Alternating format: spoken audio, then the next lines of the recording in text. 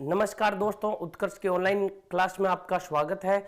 आप सबको दोस्तों वेरी गुड मॉर्निंग।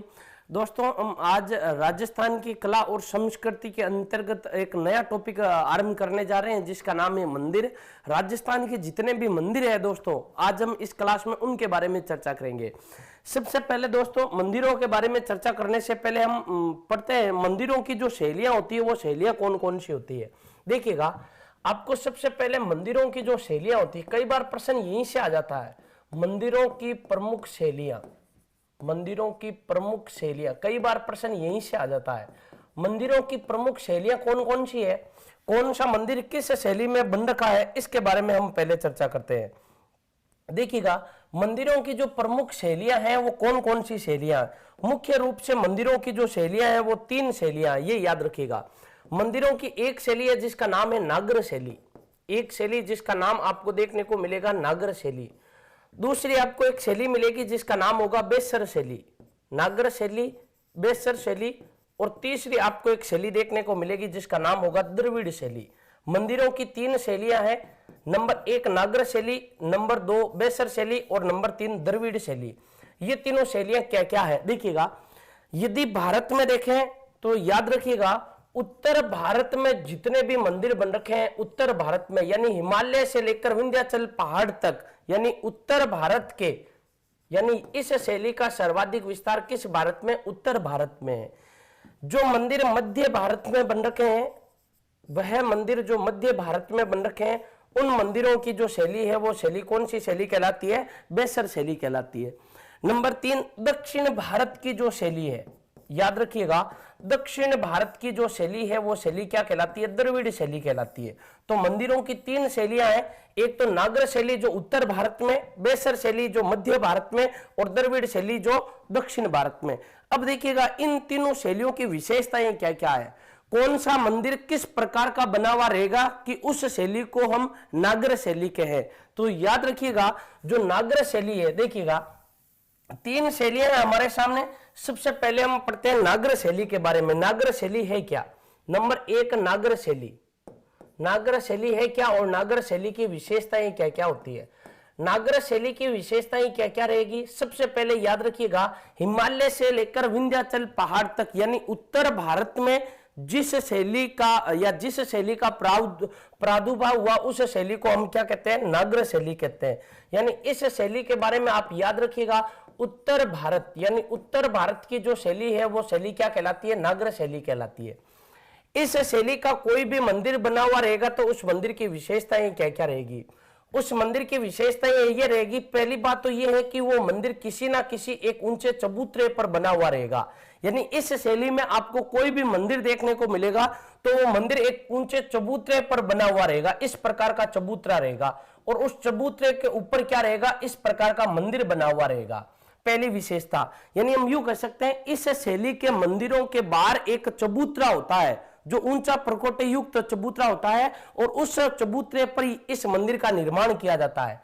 इस मंदिर के गर्भ में आपको केवल एक ही मूर्ति मिलेगी, यानी इस मंदिर के मुख्य गर्भ में एक मूर्ति होगी और उस मूर्ति के चारों ओर परिक्रमा के लिए निश्चित एक मार्ग होगा, निश्चित एक क्या होगा, मार्ग होगा। और इस मंदिर के बाहर एक क्या होगा, चबूतरा होगा और मुख्य गर्भ में केवल एक ही मूर्ति होगी और उस मूर्ति के आगे परिक्रमा करने के लिए निश्चित एक मार्ग होगा।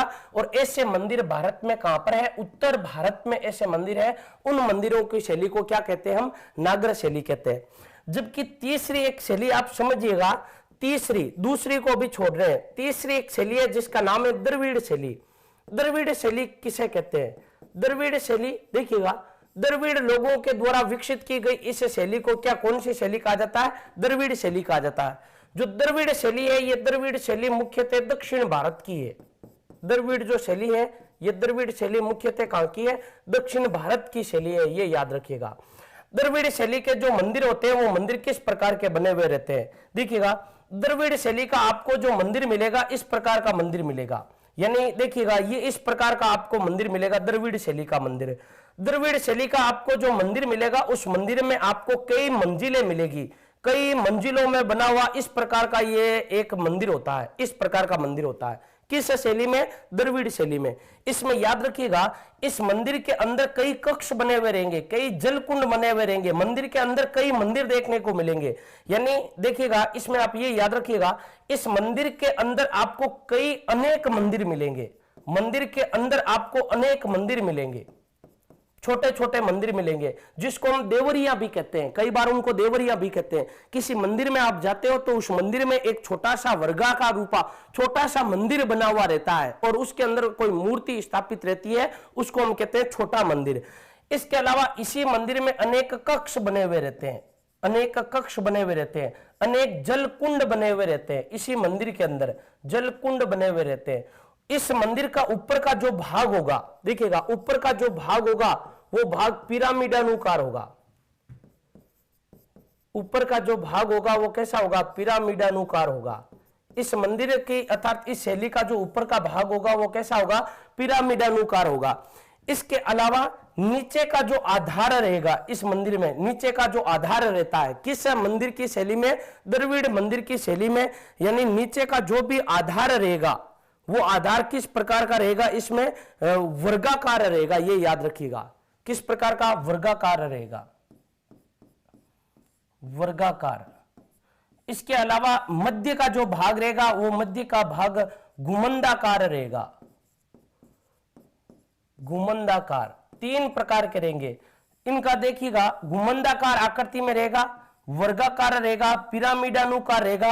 और इस मंदिर का जो प्रवेश द्वार होता है वो बहुत विशाल होता है, बहुत बड़ा होता है। इस मंदिर का जो प्रवेश द्वार रहता है ये बहुत बड़ा रहता है और इस प्रवेश द्वार को कहा जाता है गोपुरम।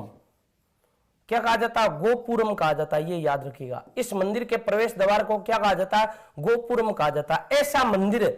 ऐसा मंदिर जो बना हुआ रहता है, उस मंदिर की जो शैली रहती है उस शैली को हम क्या कहते हैं? द्रविड़ शैली कहते हैं। यानी जो द्रविड़ शैली है, इस द्रविड़ शैली की विशेषता क्या है? एक तो पिरामिडानुकार आकृति का मंदिर होगा, गुमंदाकार होगा, इसके अलावा वर्गाकार होगा। इस मंदिर के अंदर अनेक मंदिर बने हुए रहेंगे और छोटे छोटे अनेक कक्ष रहेंगे, इसके अलावा जल कुंड रहेंगे। और जो मुख्य प्रवेश द्वार रहता है वो गोपुरम शैली में या गोपुरम आकृति में निर्मित होता है और कई बार ये मंदिर से भी यानी बहुत बड़ा प्रवेश द्वार लगता है। देखिएगा, जो तीसरी शैली रहती है, दूसरी जो शैली हमने छोड़ी, इस शैली का नाम क्या है? बेसर शैली। अब देखिएगा, बेसर शैली किसे कहते हैं? मंदिरों की जो शैली है बेसर शैली, यानी एक ऐसी शैली जो कहां पर होती है? मध्य भारत में। बेसर शैली का सर्वाधिक विस्तार कहां पर है? मध्य भारत में है। बेसर शैली किसे कहते हैं? बेसर शैली उस शैली को कहते हैं जिसमें नागर शैली, देखिएगा, बेसर शैली उस शैली को कहते हैं जिसमें नागर शैली और प्लस उसमें द्रविड़ शैली का मिश्रण हो। इन दोनों के मिश्रण से जिस शैली का जन्म होता है उस शैली को हम क्या कहते हैं? बेसर शैली कहते हैं। यानी कुछ विशेषता बेसर शैली में नागर शैली की पाई जाएगी और कुछ विशेषता इसमें किसकी पाई जाएगी? द्रविड़ शैली की पाई जाएगी। उस शैली को हम क्या कहते हैं? बेसर शैली कहते हैं। तो मंदिरों की तीन शैलियां, उत्तर भारत के मंदिरों की जो शैलियां होती है वो नागर शैली में निर्मित होते हैं। देखिएगा, इसमें आपको एक बिंदु याद रखिएगा, नागर शैली की एक उप शैली है जिसका नाम है महामारू शैली। कौन सी शैली? महामारू शैली। ये जो महामारू शैली है, ये महामारू शैली पार्ट है किसका? नागर शैली का ही पार्ट है महामारू शैली। तीसरी द्रविड़ शैली और दूसरी जो है वो कौन सी शैली है? बेसर शैली है। अब देखिएगा, नागर शैली का एक पार्ट आता है महामारू शैली। महामारू शैली क्या होता है इसके बारे में हम चर्चा करते हैं। याद रखिएगा, जो महामारू शैली है वो महामारू शैली नागर शैली का एक पार्ट है जो कहां पर पाई जाती है? उत्तर भारत की शैली है। देखिएगा, महामारू शैली है क्या? महामारू शैली पढ़ने से पहले आपको एक वंश पढ़ना पड़ता है जिसका नाम है प्रत्यार वंश। देखिएगा, प्रत्यार वंश ने जब शासन किया था, यानी प्रत्यार वंश ने जब शासन किया था वो काल किसका काल था? प्रत्यारों का काल था। प्रत्यार काल में जो मंदिर बने थे, देखिएगा, प्रत्यार काल में जो मंदिर बने थे उन मंदिरों को कहा जाता है प्रत्यारकालीन मंदिर। उन मंदिरों को क्या कहा जाता है? प्रत्यारकालीन मंदिर कहा जाता है। प्रत्यारकालीन मंदिर, जिन मंदिरों का निर्माण किस काल में हुआ? प्रत्यार काल में हुआ। अब प्रत्यार काल की अवधि क्या है? लगभग 8वीं सदी से लेकर 12वीं सदी तक, 8वीं सदी से लेकर 12वीं सदी तक जो मंदिर निर्मित है राजस्थान में, देखिएगा जो मंदिर निर्मित है कहां पर है, राजस्थान में निर्मित है, उन मंदिरों को क्या कहा जाता है, प्रत्यारकालीन मंदिर कहा जाता है। प्रत्यारकालीन मंदिरों की जो शैली थी, जो मंदिर प्रत्यारों के काल में निर्मित थे, उन मंदिरों की शैली को क्या कहा जाता है, महामारू शैली कहा जाता है। ये याद रखिएगा, उन मंदिरों की शैली को क्या कहा जाता है, महामारू शैली कहा जाता है। यानी जो मंदिर प्रत्यार काल में निर्मित थे उनको प्रत्यारकालीन मंदिर कहा गया, और प्रत्यार काल में जो मंदिर निर्मित थे वो निर्मित जिस शैली में थे उस शैली का नाम क्या दिया गया, महामारू शैली दिया गया। ये मंदिर 8वीं से लेकर 12वीं शताब्दी के मध्य निर्मित थे। कहां पर है, राजस्थान में। अब राजस्थान में भी इनका यदि आपको प्रमुख केंद्र पूछ ले कि राजस्थान में भी ये मंदिर कहां पर थे, तो इनका प्रमुख स्थान था मंडोर। एक तो था मंडोर, इसके अलावा एक स्थान था भीनमाल, और इसके अलावा ओसिया, इसके अलावा ओसिया, और भी छोटे छोटे स्थान थे ओसिया। प्रमुख मंडोर, भीनमाल और ओसिया, ये प्रत्यारकालीन मंदिरों के प्रमुख केंद्र हुआ करते थे। और महामारू शैली किसे कहते हैं, महामारू शैली पार्ट है किसकी, नागर शैली की। यानी नागर शैली का एक, नागर शैली की उपशैली, नागर शैली की एक क्या मानी जाती है, उपशैली है ये। यानी जिस प्रकार नागर शैली में मंदिर बना हुआ रहता है एक परकोटे के ऊपर, उसी प्रकार इस शैली में भी जो मंदिर होता है वो परकोटे से ऊपर बना हुआ रहता है। अब देखिएगा, यदि आपसे पूछ ले इस शैली के राजस्थान में प्रमुख मंदिर कौन कौन से, यही प्रश्न बार बार एग्जाम में आता है कि महामारू शैली में निर्मित राजस्थान के कौन कौन से मंदिर है। प्रत्यारकालीन महामारू शैली में जो राजस्थान के प्रमुख मंदिर है वो कौन कौन से मंदिर है। एक तो इसमें आपको यह देखने को मिलेगा, ओसिया के जितने भी मंदिर है, देखिएगा याद रखिएगा, ओसिया के जितने भी मंदिर देखने को मिलेंगे आपको, ओसिया के, ओसिया राजस्थान का भुवनेश्वर कहा जाता है, और ये ओसिया है कहां पर, जोधपुर में है, ओसिया जोधपुर में। यहां पर आपको कौन कौन से मंदिर देखने को मिलेंगे, यहां पर आपको एक तो मिलेगा सूर्य मंदिर। ओसिया का सूर्य मंदिर किस शैली में, महामारू शैली में, या फिर हम यूं कह सकते हैं प्रत्यारकालीन महामारू शैली में निर्मित है। यहीं का एक मंदिर है जिसका नाम है हरिहर मंदिर। कौन सा मंदिर है, हरिहर मंदिर। कहां पर है, ओसिया में। याद रखिएगा, राजस्थान में हरिहर मंदिर दो है। एक हरिहर मंदिर है उदयपुर के कैलाशपुरी गांव में है, जिसे मीरा मंदिर भी कहा जाता है, और उस मंदिर का निर्माण महाराणा कुंभा जी ने करवाया था। दूसरा एक मंदिर है ओसिया में, इस मंदिर का निर्माण प्रत्यार काल में हुआ था। और ये जो मंदिर है, ये मंदिर किसको समर्पित है, याद रखिएगा, जो मंदिर प्रत्यारकालीन महामारू शैली में निर्मित होते हैं वो मंदिर या तो भगवान शिव को समर्पित होते हैं या फिर भगवान विष्णु को समर्पित होते हैं। ये भगवान शिव विष्णु को समर्पित है। इसके अलावा देखिएगा, यहां पर एक और मंदिर है जिसका नाम है महावीर स्वामी का मंदिर, महावीर स्वामी का मंदिर। यानी यहां पर जो कुल मंदिर है वो कुल मंदिर कितने हैं, 3 मंदिर है, ये याद रखिएगा। ये तीनों मंदिर किस शैली में, प्रत्यारकालीन महामारू शैली में निर्मित होते हैं, प्रत्यारकालीन महामारू शैली में।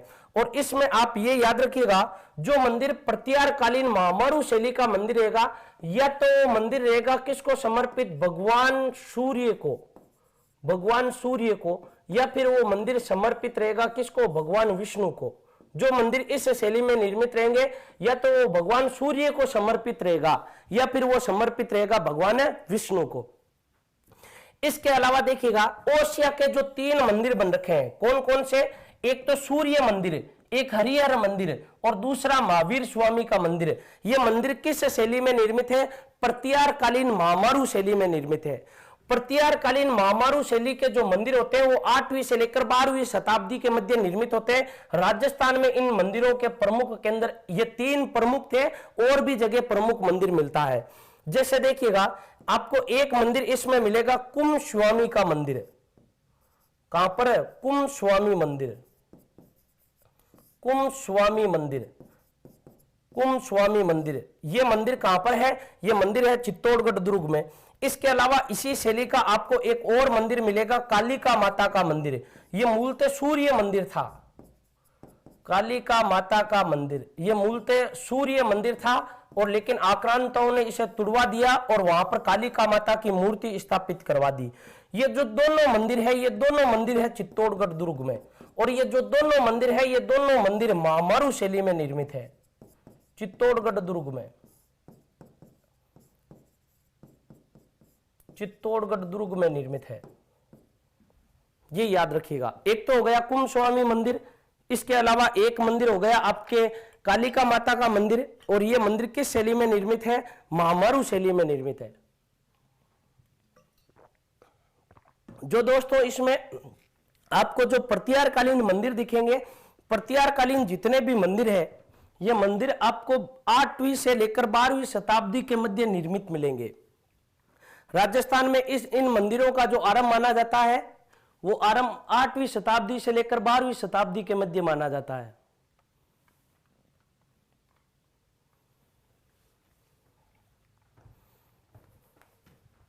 एक बार टेक्निकल टीम अंदर आकर देखे, कमेंट बॉक्स को चेक कीजिएगा। देखिएगा, राजस्थान में जो प्रमुख मंदिर है, एक तो ओसिया में 3 मंदिर मिलेंगे, कुंभ स्वामी के एक मंदिर, एक कुंभ स्वामी का मंदिर, इसके अलावा एक जो मंदिर है, ये एक मंदिर किसका है? कालिका माता का मंदिर है। इसके अलावा जो मंदिर मिलेंगे आपको, वो मंदिर कहां पर मिलेंगे? देखिएगा, इसके अलावा जो मंदिर मिलेगा आपको, मिलेगा आभानेरी में, आभानेरी मंदिर। और जो आभानेरी मंदिर है, वो आभानेरी मंदिर कहां पर है? आभानेरी मंदिर है दोस्तों दौसा में। ये भी किस शैली में? प्रत्यारकालीन महामारू शैली में मंदिर है। इसके अलावा, इस मंदिर के अलावा दधिमती माता का मंदिर, दधिमती माता का मंदिर, जो दधिमती माता का मंदिर है, वो मंदिर कहां पर है? गोट मांगलोद में, गोट मांगलोद। और गोट मांगलोद है कहां पर? नागौर में है। ये भी किस शैली में है? ये भी किस शैली में है? प्रत्यारकालीन महामारू शैली में। इसके अलावा यहां पर, इसके अलावा राजस्थान में जो और मंदिर है, वो है जगत अंबिका माता का मंदिर, जगत अंबिका माता का मंदिर, जगत अंबिका माता का मंदिर।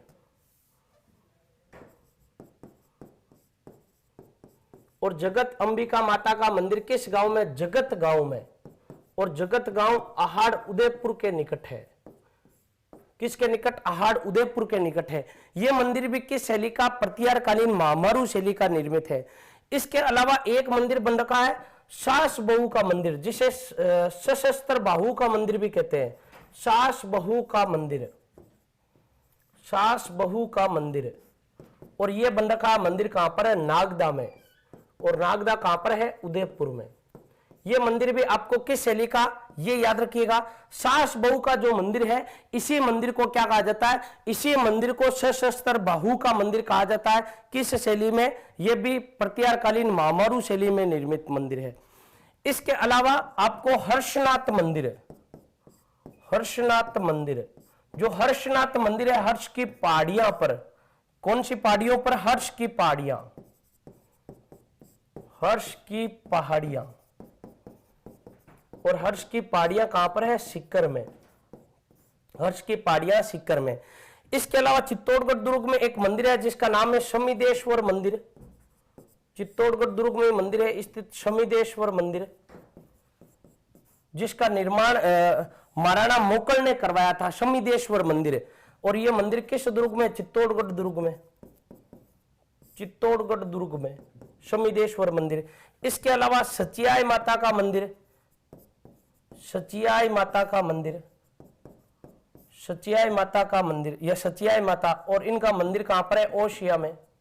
सचियाई माता का मंदिर ओसिया में। यह मंदिर भी किस शैली में मिलेगा? प्रत्यारकालीन महामारू शैली का मंदिर है। इसके अलावा जो देलवाड़ा के जैन मंदिर है, देखिएगा किसके मंदिर? देलवाड़ा या दिलवाड़ा, दिलवाड़ा नागर शैली के हैं या महामारू शैली के। देलवाड़ा के जैन मंदिर कहां पर है? आबू पर्वत सिरोही में, आबू पर्वत सिरोही में। ये जो मंदिर है, ये मंदिर किस शैली के निर्मित है? प्रत्यारकालीन महामारू शैली के निर्मित है। लेकिन आपको ये याद रखना है, एक मंदिर में आपको अब लिखा रहा हूं जिसका नाम है किराड़ू के शिव मंदिर। किराडू के शिव मंदिर, किराडू के शिव मंदिर, जो किराडू के शिव मंदिर समूह है, किराडू के शिव मंदिर समूह है, ये यहां पर किराडू में अनेक भगवान शिव के मंदिर है, किराडू के शिव मंदिर समूह। और ये किस स्थान पर? किराडू स्थान पर है। और जो किराडू स्थान है, ये किराडू स्थान कहां पर है? बाड़मेर में, किराडू बाड़मेर में। इन मंदिरों में नग्न मूर्तियां होने के कारण इस मंदिर को कहा जाता है राजस्थान का खजुराहो। इस मंदिर को क्या कहा जाता है? राजस्थान का खजुराहो कहा जाता है। और इन्हीं मंदिरों के बारे में जो सबसे इंपॉर्टेंट फैक्ट है, वो सबसे इंपॉर्टेंट फैक्ट यह है कि राजस्थान में प्रतिहारकालीन, राजस्थान में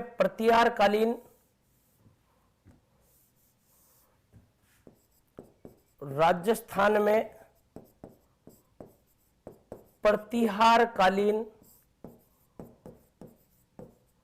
महामारू शैली के या महामारू शैली में निर्मित, महामारू शैली में निर्मित अंतिम मंदिर समूह, अंतिम मंदिर समूह जो है वो कौन से है? वो मंदिर किराडू के शिव मंदिर है, ये याद रखिएगा। ये जितने भी मंदिर है दोस्तों, ये मंदिर किस काल के हैं? प्रतिहार काल के हैं। और किस शैली में निर्मित है? महामारू शैली में निर्मित है। अब देखिएगा, एक बार आप वापस समझिएगा, प्रतिहार कालीन महामारू शैली है क्या। आपको इसमें यह समझना है दोस्तों, इस मंदिर, इस शैली में कि एक शैली है, यानी जो मंदिर प्रतिहार काल में निर्मित थे उन मंदिरों को क्या कहा गया? प्रतिहार कालीन मंदिर कहा गया, प्रतिहार कालीन। और प्रतिहार कालीन मंदिरों की जो शैली है वो शैली क्या कहलाती है? महामारू शैली कहलाती है। वो शैली क्या कहलाती है? महामारू शैली, प्रतिहार कालीन महामारू शैली। जो प्रतिहार कालीन जो महामारू शैली है, ये प्रतिहार कालीन महामारू शैली है क्या, इसके बारे में देखिएगा। जो प्रतिहार कालीन महामारू शैली है, प्रतिहार कालीन महामारू शैली, ये राजस्थान में इस शैली के जितने भी मंदिर मिलेंगे वो मंदिर आपको मिलेंगे लगभग 8वीं से लेकर 12वीं सदी के मध्य, 8वीं से लेकर 12वीं सदी के मध्य राजस्थान में जितने भी मंदिर हैं वो मंदिर कौन से कालीन कहलाते हैं? प्रतिहार कालीन कहलाते हैं। प्रतिहार कालीन इसलिए कहलाते हैं क्योंकि ये प्रतिहारों के काल में निर्मित थे। और नागर शैली की उप शैली है जिसका नाम क्या है? महामारू शैली है। इस काल के और इस शैली के राजस्थान का जो प्रमुख केंद्र है, वो प्रमुख केंद्र एक तो माना जाता भीनमाल और दूसरा माना जाता मंडोर, और इसके अलावा भीनमाल, मंडोर, इसके अलावा तीसरा माना जाता ओशिया।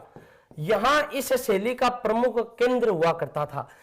यानी प्रतिहार कालीन जो महामारू शैली है, प्रतिहार कालीन महामारू शैली के ये प्रमुख क्या माने जाते हैं? केंद्र माने जाते हैं। और जितने भी आपको ये मिलेंगे ये मंदिर या तो इस शैली के मंदिर या तो समर्पित रहेंगे भगवान शिव को। इस शैली के मंदिर जितने भी रहेंगे या तो रहेंगे भगवान विष्णु या फिर सूर्य को समर्पित, सूर्य को समर्पित। इस शैली के जितने भी मंदिर रहेंगे या तो भगवान शिव को, विष्णु को समर्पित रहेंगे या फिर किसको समर्पित रहेंगे? सूर्य को समर्पित रहेंगे। अब देखो इस शैली के प्रमुख मंदिर कौन कौन से बन रखे हैं? इस शैली के मंदिर बन रखे हैं ओशिया में। ओशिया के जो 3 मंदिर है वो इसी शैली के हैं। जैसे देखिएगा, सूर्य मंदिर, ओशिया का सूर्य मंदिर, ओशिया का हरिहर मंदिर और ओशिया का महावीर स्वामी का मंदिर। आपके सामने जो प्रश्न आएगा वो ये ऐसा इस प्रकार का प्रश्न आएगा कि निम्नलिखित में से कौन सा मंदिर महामारू शैली में निर्मित नहीं है? इस प्रकार का याद रखिएगा। इस प्रकार का आ भी रखा है प्रश्न, अभी सेकंड ग्रेड में भी ऐसा ही प्रश्न आया था। देखिएगा, कुंभ स्वामी का मंदिर जो चित्तौड़गढ़ दुर्ग में है, इस मंदिर का निर्माण महाराणा कुंभा ने करवाया था। और किस दुर्ग में? चित्तौड़गढ़ दुर्ग में। कालिका माता का मंदिर, यह मंदिर राजस्थान का सबसे प्राचीनतम सूर्य मंदिर है। यह मूलतः भगवान सूर्य को समर्पित था, लेकिन चित्तौड़गढ़ दुर्ग पर अनेक आक्रमणकारी आते हैं, इस मंदिर को तुड़वा देते हैं। यहां पर जो वर्तमान में मूर्ति है वो वर्तमान में मूर्ति मां कालिका की है, इस कारण इसे कालिका माता का मंदिर कहा जाता है। इसके अलावा देखिएगा, आबानेरी के जो मंदिर है, आबानेरी में भी मंदिरों के अनेक समूह है। आबानेरी दौसा स्थान पर, दौसा जिले में यह मंदिर भी प्रतिहारकालीन है, यानी आबानेरी भी प्रतिहारकालीन महामारू शैली का एक प्रमुख केंद्र हुआ करता था। आबानेरी की जो चांद बावड़ी है, देखिएगा आबानेरी की जो चांद बावड़ी है वो चांद बावड़ी भी प्रतिहारकालीन बावड़ी मानी जाती है। इसके अलावा दधिमती माता का मंदिर, ये दधिमती माता का मंदिर कहां है? गोट मांगलोद में। ये जो दधिमती माता है, ये दधिमती माता दादिच और दाईमा ब्राह्मणों की कुल देवी है। लोक देवियों में इनके बारे में पढ़ा था। ये मंदिर प्रतिहारकालीन महामारू शैली का निर्मित है। इसके अलावा जगत अंबिका माता का मंदिर, देखिएगा जगत अंबिका माता का मंदिर कहां पर है? जगत उदयपुर में। इस मंदिर में नग्न मूर्तियां होने के कारण इस मंदिर को कहा जाता है मेवाड़ का खजुराहो। इस मंदिर को क्या कहा जाता है? मेवाड़ का खजुराहो कहा जाता है। जबकि जो राजस्थान का खजुराहो कहा जाता है वो किराड़ू के शिव मंदिर है। किराड़ू के शिव मंदिर किराड़ू बाड़मेर में। एक है सास बहू का मंदिर, इसी मंदिर को कहा जाता है सशस्त्र बाहु का मंदिर। इसी मंदिर को क्या कहा जाता है? सशस्त्र बाहु का मंदिर कहा जाता है। और ये जो मंदिर है, ये मंदिर कहां पर है? नागदा में। और नागदा कहां पर है? उदयपुर में। हर्षनाथ का मंदिर हर्ष की पहाड़ियों पर बन रखा है, सीकर में। और ये हर्षनाथ जो है, ये जो राजस्थान में एक वंश था जिसका नाम था चौहान वंश, और ये चौहान वंश के क्या कहलाते हैं? कुल देवता कहलाते हैं। समिदेश्वर मंदिर, इसी मंदिर का जो प्राचीन नाम था वो नाम भोज मंदिर या त्रिभुवन नारायण मंदिर था। महाराणा मोकल ने इस मंदिर का पुनः निर्माण करवाया और चित्तौड़गढ़ दुर्ग में अपने नाम के नाम से इस दुर्ग का नाम मोकल मंदिर, इस मंदिर का नाम मोकल मंदिर या समिदेश्वर मंदिर रख दिया, जो किस शैली का? प्रतिहारकालीन मंदिर है। सचियाई माता या सचिका माता का मंदिर ओसिया में। और दिलवाड़ा के जो जैन मंदिर है, ये जैन मंदिर भी महामारू शैली में निर्मित है, या फिर हम यूं कह सकते हैं नागर शैली में निर्मित है। राजस्थान में प्रतिहारकालीन महामारू शैली में निर्मित जो अंतिम मंदिर है, देखिएगा राजस्थान में महामारू शैली के जो अंतिम मंदिर समूह निर्मित है, वो निर्मित समूह बताओ कौन से? किराड़ू के शिव मंदिर या किराड़ू के जो भगवान शिव मंदिरों के समूह है वो है। और यहां पर नग्न मूर्तियां होने के कारण इनको क्या कहा जाता है? राजस्थान का खजुराहो कहा जाता है। याद रखिएगा, जो मंदिर भगवान विष्णु को या सूर्य को समर्पित होता है मूलतः, वो मंदिर किस शैली का होता है? हमें अभी अभी हमने ये पढ़ा था दोस्तों, वो मंदिर किस शैली का होता है? वो मंदिर प्रतिहारकालीन महामारू शैली का निर्मित होता है। लेकिन इसमें महावीर स्वामी का जो मंदिर है, ना तो सूर्य को समर्पित है और ना भगवान विष्णु को समर्पित है, ये फिर भी इसी में शैली में निर्मित है। इसके अलावा किराड़ू का शिव मंदिर, देखो किराड़ू के शिव मंदिर, यह भी भगवान विष्णु को या सूर्य को समर्पित नहीं है। तो जो मंदिर, देखिएगा जो मंदिर प्रतिहारकालीन मंदिर श्रेणी में आता है और भगवान विष्णु या सूर्य को समर्पित नहीं है, उन मंदिरों की जो शैली है, उन मंदिरों की शैली को क्या कहा जाता है? उन मंदिरों की शैली को कहा जाता है मारू गुर्जर शैली। देखिएगा कौन सी शैली? मारू गुर्जर प्रतिहार शैली। एक ही शैली, इसी शैली का दूसरा नाम है मारू गुर्जर प्रतिहार शैली। यानी ये जो मंदिर है, यह मारू गुर्जर प्रतिहार शैली का भी मंदिर कहलाता है।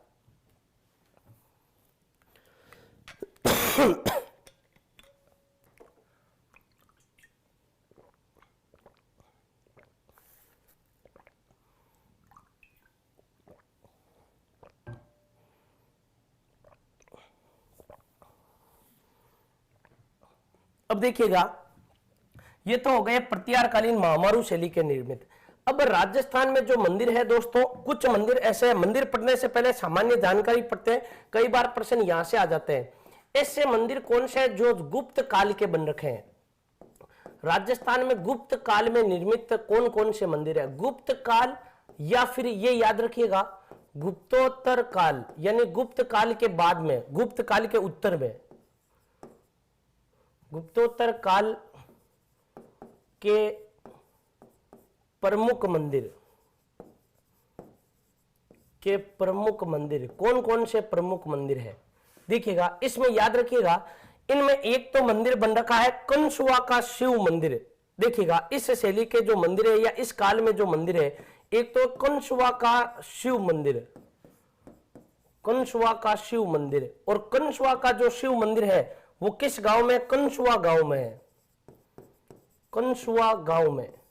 और ये जो गांव है, ये गांव किस जिले में आता है? कोटा जिले में आता है, ये याद रखिएगा। कंसुआ का शिव मंदिर, इसके अलावा चारचोमा शिवालय, चारचोमा शिवालय, ये चारचोमा शिवालय भी कहां पर है? कोटा में है। ये भी मंदिर किस शैली का है, यानी ये मंदिर किस काल का है? गुप्त काल का है, जो चारचोमा शिवालय है। इसके अलावा जो कंसुआ का जो मंदिर है भगवान शिव का, ये भी है। इसके अलावा एक दर्रा का शिव मंदिर है, एक है दर्रा का शिव मंदिर, दर्रा का शिव मंदिर। और जो दर्रा का शिव मंदिर है, ये दर्रा का शिव मंदिर भी कहां पर है? कोटा में, कोटा झालावाड़ मार्ग पर, कोटा झालावाड़ मार्ग पर, कोटा झालावाड़ मार्ग पर है। और जो जिला है वो जिला कोटा जिले में है। इसके अलावा राजस्थान में एक शीतलेश्वर मंदिर भी है, ये याद रखिएगा। राजस्थान में एक मंदिर है जिसका नाम है शीतलेश्वर मंदिर।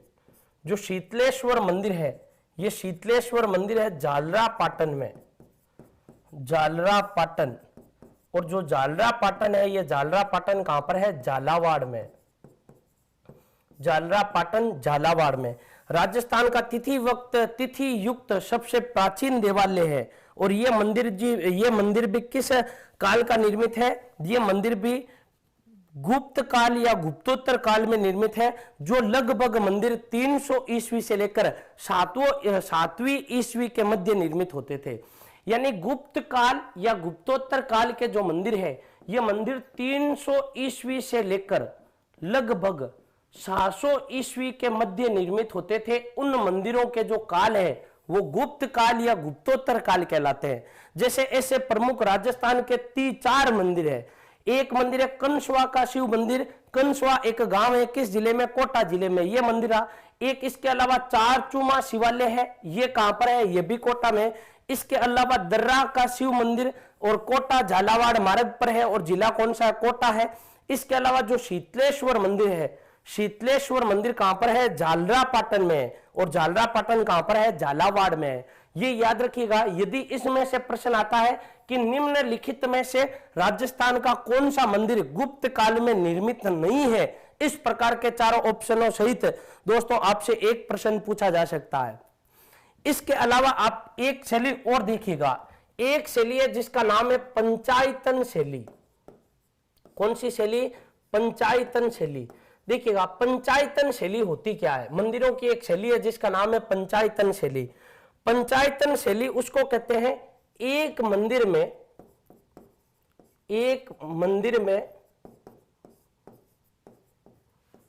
5 मूर्तियां, एक मंदिर में 5 मूर्तियां हो, एक मंदिर में 5 मूर्तियां हो, एक मूर्ति मुख्य गर्भ में, एक मूर्ति मुख्य गर्भ में, तथा 4 मूर्तियां 4 दिशाओं में, तथा 4 मूर्तियां चारों दिशाओं में, चारों दिशाओं में निर्मित हो, चारों दिशाओं में निर्मित हो। वो जो मंदिर होता है, वो मंदिर कौन सा मंदिर कहलाता है? पंचायतन शैली का मंदिर कहलाता है। जैसे देखिएगा, ये एक मंदिर है, ये मंदिर क्या कहलाएगा? पंचायतन शैली का मंदिर कहलाएगा। पंचायतन शैली का मंदिर कौन सा पंचायतन शैली का मंदिर कहलाता है? पंचायतन शैली का मंदिर वो मंदिर कहलाता है जिसमें एक मूर्ति तो मुख्य गर्भ में, ये रही मुख्य गर्भ में, 4 मूर्तियां हो 4 दिशाओं में। देखिएगा, 4 मूर्तियां 4 दिशाओं में, एक मूर्ति मुख्य गर्भ में और 4 मूर्तियां 4 दिशाओं में। कुल मूर्तियां कितनी हो गई? 5 मूर्तियां हो गई। उस मंदिर को क्या कहा जाता है? पंचायतन शैली का मंदिर कहा जाता है। अब देखिएगा, इस मंदिर के जो मुख होंगे वो कुल 4 मुख होंगे, क्योंकि 4 मूर्तियां 4 दिशाओं में, एक मूर्ति मुख्य गर्भ में, इसलिए ऐसे मंदिर को चौमुखा मंदिर भी कहा जाता है। ऐसे जो मंदिर होते हैं, ऐसे मंदिरों को क्या कहा जाता है? चौमुखा मंदिर कहा जाता है। राजस्थान में ऐसे कौन कौन से मंदिर है जो पंचायतन शैली में निर्मित है? जैसे राजस्थान में एक मंदिर है जिसका नाम है रणकपुर मंदिर या रणकपुर जैन मंदिर। रणकपुर जैन मंदिर, यही कारण है कि रणकपुर जैन मंदिर को चौमुखा मंदिर भी कहा जाता है। रणकपुर जो जैन मंदिर है वो जैन मंदिर किस शैली में है? रणकपुर जैन मंदिर। जो रणकपुर जैन मंदिर है ये रणकपुर जैन मंदिर पंचायतन शैली के अंतर्गत आता है। इसके अलावा पंचायतन शैली का एक मंदिर है ओशिया में जो मंदिर बन रखा है सूर्य का मंदिर है, यानी ओशिया में जो मंदिर बन रखा है सूर्य मंदिर है, यानी इसके अंतर्गत लिख सकते हैं ओशिया का शिव मंदिर, ओशिया का शिव मंदिर या सॉरी ओशिया का सूर्य मंदिर, यह भी पंचायतन शैली का मंदिर है।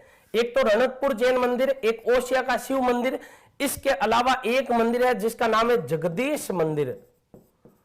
जगदीश मंदिर, जो जगदीश मंदिर है इस जगदीश मंदिर को कहा जाता है सपनों में बना मंदिर, सपनों में बना मंदिर। इसी मंदिर को कहा जाता है जगन्नाथ राय मंदिर, इसी को कहा जाता है सोपन संस्कृति में बना मंदिर, सोपन संस्कृति में बना मंदिर। ये जो मंदिर है राजस्थान के, ये जो 3 मंदिर है, ये 3 मंदिर जिस शैली में निर्मित है उस शैली का नाम क्या है? पंचायतन शैली। ये याद रखिएगा। वापस देखिएगा एक बार, राजस्थान की जितनी भी शैलियां हैं हमने आज कहां से पढ़ना आरंभ किया था? देखिएगा, सबसे पहले नागर शैली।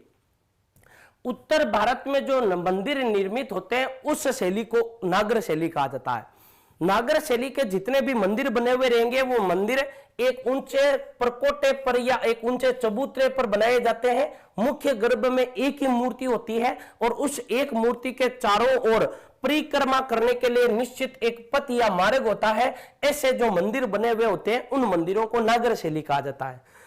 एक शैली है द्रविड़ शैली। दक्षिण भारत की जो शैली है वो शैली द्रविड़ शैली कहा जाता है। दक्षिण भारत में द्रविड़ लोगों ने जिस शैली का विकास किया था उस शैली को क्या कहा जाता है? द्रविड़ शैली कहा जाता है। द्रविड़ शैली में राजस्थान में जो निर्मित मंदिर है ये याद रखिएगा, द्रविड़ शैली में राजस्थान में जो निर्मित मंदिर है उस मंदिर का नाम है रंगनाथ जी का मंदिर। मंदिर का नाम क्या है? रंगनाथ जी का मंदिर। और जो रंगनाथ जी का मंदिर है ये मंदिर कहां पर है? पुष्कर में है। रंगनाथ जी का मंदिर इसी शैली में निर्मित है। इस शैली के मंदिर का जो मुख्य प्रवेश द्वार होगा वो गोपुरम शैली का होगा। इस मंदिर के अंदर अनेक मंदिर होते हैं, कक्ष होते हैं, जलकुंड होते हैं, आकार वर्गाकार होता है, घुमंडाकार होता है और ऊपर से ये आपको कैसा मिलेगा? पिरामिडानुकार मिलेगा। और या फिर ऊपर की जो आकृति होगी वो कैसे होगी? घुमंडाकार होगी। इस शैली के ये जो शैली है इस शैली को हम क्या कहते हैं? इस शैली को दोस्तों हम द्रविड़ शैली कहते हैं। एक शैली है बेसर शैली यानी मध्य भारत की शैली। नागर शैली और द्रविड़ शैली के जो मिश्रण होता है, इन दोनों शैलियों का जब मिश्रण होता है तो उस शैली को हम क्या कहते हैं? बेसर शैली कहा जाता है। ये राजस्थान में ये भारत की प्रमुख मंदिरों की 3 शैलियां हैं और जो महामारू शैली है वो महामारू शैली नागर शैली का एक पार्ट है, यानी नागर शैली को यह महामारू शैली कहा जाता है। प्रतिहार काल में जो विकसित शैली हुई है उसे महामारू शैली कहा जाता है। प्रमुख केंद्र भीनमाल, मंडोर, ओशिया 8वीं से लेकर 12वीं शताब्दी के मध्य। और राजस्थान में ओशिया में 3 मंदिर बन रखे हैं। कुंभ स्वामी का मंदिर चित्तौड़गढ़ में है, कालिका माता का मंदिर चित्तौड़गढ़ दुर्ग में है और आबानेरी का मंदिर, दधिमती माता का मंदिर, जगत अंबिका माता का मंदिर, सास बहू का मंदिर, हर्षनाथ मंदिर, शमिदेश्वर मंदिर, सच्चिका माता का मंदिर, देलवाड़ा का जैन मंदिर और अंतिम जो मंदिर निर्मित है वो किराड़ू के जैन मंदिर है। इन मंदिरों के बारे में हम आगे पढ़ेंगे, विस्तार से चर्चा करेंगे, लेकिन अभी ये हम पढ़ रहे हैं कि इस शैली के कौन कौन से मंदिर है। ये एग्जाम में प्रश्न आता है। एक विद्यार्थी सपनों का बना मंदिर क्यों कहते हैं? सपनों में जो बना हुआ मंदिर है ये क्यों कहा जाता है? इसका कारण है, ये मंदिरों में पढ़ेंगे क्योंकि उनके स्वप्न में भगवान विष्णु आया करते थे, इसलिए भगवान विष्णु के लिए इन्होंने जो निर्माण करवाया जिस मंदिर का वो सपनों में बना मंदिर कहलाता है। गुप्त काल या गुप्तोत्तर काल के कंसवा का शिव मंदिर, चारचोमा शिवालय, दर्रा का मंदिर और शीतलेश्वर मंदिर ये गुप्त काल के कहलाते हैं। और जो पंचायतन शैली के निर्मित मंदिर है वो रणकपुर मंदिर है। और इसके अलावा इसी को दूसरा मंदिर है ओशिया का सूर्य मंदिर, जगदीश मंदिर, सपनों में बना मंदिर या फिर सोपन संस्कृति का मंदिर। ये जो मंदिर है ये मंदिर किस शैली के? पंचायतन शैली के मंदिर है। दोस्तों आज हमने मंदिरों की प्रमुख शैलियों के बारे में पढ़ा था। कल हम आरंभ करेंगे विधिवत रूप से राजस्थान के जो प्रमुख मंदिर है उनके बारे में। दोस्तों आज आपको ये क्लास पसंद आई है तो अधिक से अधिक शेयर कीजिएगा, लाइक कीजिएगा और दोस्तों उत्कर्ष के प्रति आप इसी तरह से आप अपना प्रेम बनाकर रखिएगा। कल हम फिर मिलते हैं दोस्तों, तब तक के लिए नमस्कार। Click on the subscribe button to subscribe to our channel. Press the bell icon on the YouTube app and never miss another update.